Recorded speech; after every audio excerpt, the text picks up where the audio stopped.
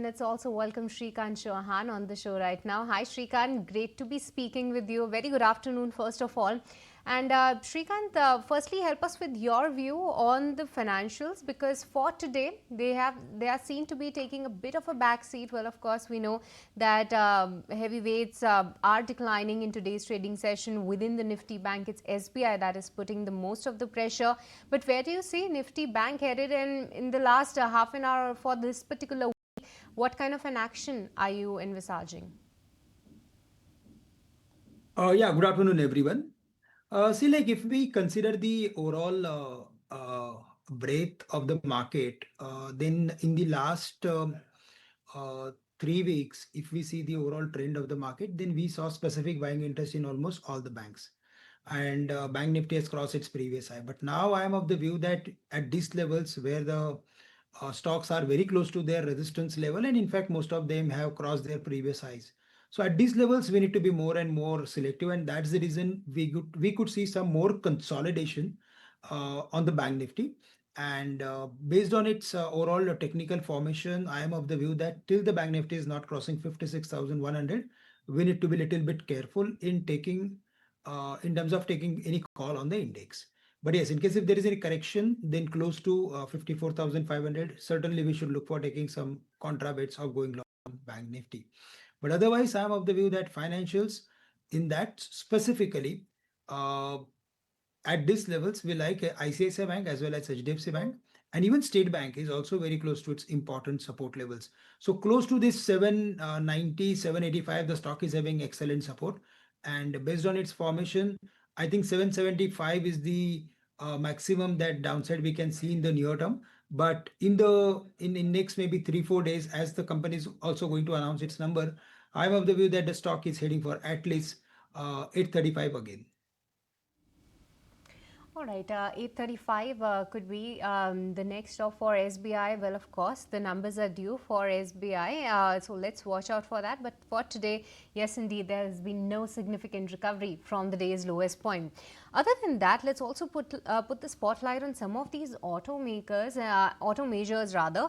And Maruti Suzuki is now actually the top gainer when it comes to the Nifty 50 numbers. And well, of course, we are waiting by to see the numbers for the month of April when it comes to the auto sales data. And this time for Maruti Suzuki as well as for the whole lot of the passenger vehicle segment, we are not expecting much. Why so? Because for the passenger vehicle segment, the companies have actually pushed the sales forward, but that was on the back of some of the discounts that the companies have given. And onto the wholesale data, you will not see much of an impact. Other than that, what we are seeing in the two-wheeler segment, the excitement is not that much when it comes to the two-wheeler counters. But well, of course, companies like TVS Motors, they have been highlighting that for the month of May and June, they are looking forward to a good sales data on the back of festive as well as marriage season sales related. Other than that, the tractor is the segment to be, is what the dealers reports are highlighting, because positive consumer sentiment and favorable base persist. And for CVs, the volumes expected to be muted this time around. So definitely, if one segment has to be looked out for, it could be tractors, because the sentiment on ground is holding up positively. So let's watch out for that. But Kunal, just wanted to quickly have your take on Maruti Suzuki, though the numbers are awaited, but specifically on the charts, what are you looking at? Because a couple of factors there. The numbers were not that disappointing.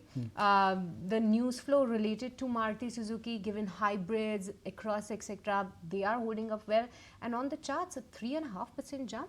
Yeah, it's a good jump for Maruti, and it looks like that the stock is getting ready for a breakout on the upside, and especially after today's move, where at the start the stock was almost at 11,500, 600 kind of a mark, to close at 12,000 plus levels, and that too on the back of such strong volumes, indicates that the markets are going in with a bullish or a potential bullish sentiment for Maruti. And in the last 4 to 5 weeks, also the stock has been establishing a good base at this 11,500 mark. So I believe that 11,500 is a good zone for traders who are looking at a contraband Maruti, and looking at the volumes as well as today's candlestick move, expecting the stock to perform pretty well for itself. Okay, that's the take coming in on Maruti. In fact, here's Jay Kale from Ara Capital talking about the impact of Trump easing on the auto tariffs and what might the implications be in the short as well as the medium term on both the demand as well as supply constraints. From a medium-term perspective, not only for auto tariffs, but overall because of the other tariffs across sectors, you will see inflationary pressures in the US. And mind you that, a couple of months back, it was only the US that was expected to give a strong growth in terms of the guidance for many of the OEMs, whereas other regions were expected to be weak. Now, even US is expected to falter. There's no going back on slowness or slowdown in demand in the coming months because you will be still having some bit of cost pressures, supply chain pressures, disruptions in that.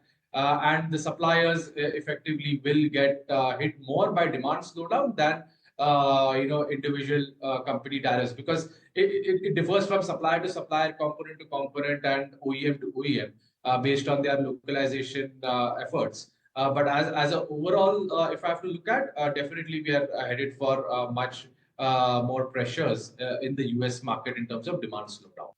We continue to focus on international business. Okay, and as we had communicated in the past, our share of exports business on our revenues currently hovering around 20%.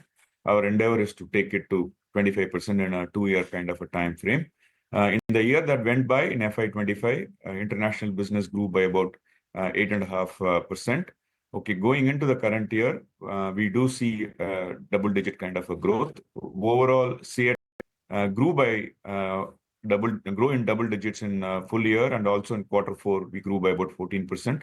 We would like to see some momentum in the international business from the current quarter. We had some challenges in the previous financial year with respect to availability of vessels, availability of containers on time.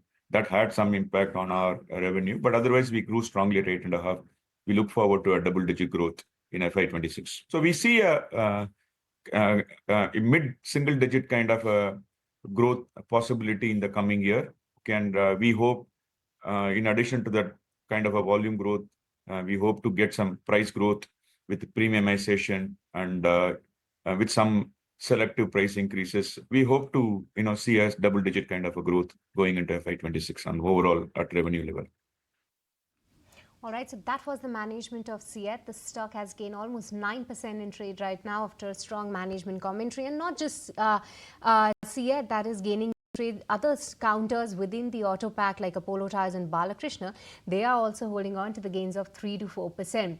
So definitely, CEAT has been setting the trend for the tyre companies for now. But let's move on and let's also get you some of the trading ideas from both of our experts.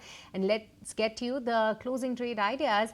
And Kunal, you go first. Tell us which is the stock that you're eyeing right now. So I'll go a bit defensive and look at pharmas in the sector overall. So Sun Pharma is something which I would be bullish on at current levels. The stock is on the verge of a breakout of a minor swing resistance about the 1440 mark.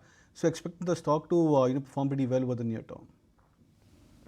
All right, so that's a buy coming in on Sun Pharma. But Shrikant, which is the stock that is making up to your list? Shrikant, your closing trade idea. Correct. In that space, specifically, I would like to go with Vedanta. If we go through with its technical pattern, then it is forming some rising top, rising bottom sort of series on daily basis. And also, if we consider the overall its selling pressure, then it is absorbing its selling pressure somewhere close to 420 levels.